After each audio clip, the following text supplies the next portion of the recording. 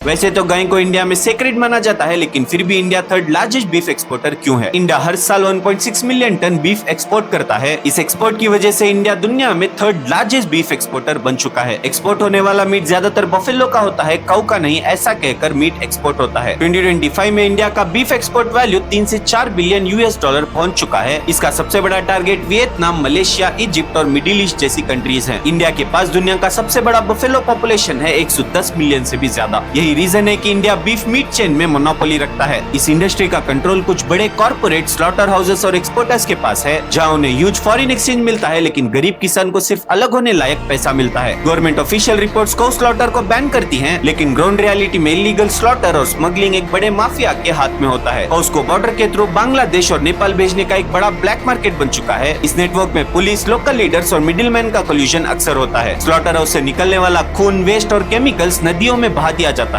ये pollution ground water और गांव के हेल्थ सिस्टम को डायरेक्टली इंपैक्ट करता है। आयरन ये है कि इंडिया में प्रोटीन डेफिशिएंसी और माल न्यूट्रिशन वर्ल्ड के हाईएस्ट नंबर्स में है, लेकिन प्रोटीन रिच मीट एक्सपोर्ट कर दिया जाता है और लोकल्स को इसका फायदा नहीं मिलता। पॉलिटिकल कॉन्ट्रडिक्शन भी क्लियर है, एक तरफ गौ रक्षा के लॉस और धर्म का नैरेटिव, दूसरी तरफ बफेलो स्लॉटर और मीट एक्सपोर्ट को ओपनली प्रमोट किया जाता है। इस कॉन्ट्रडिक्शन की वजह से एक पैराडॉक्स बनता है। इंडिया गाय को सीक्रेट बोलता है, लेकिन वर्ल्ड मार्केट में उसको सप्लाई करके बिलियंस ऑफ डॉलर्स कमाता है।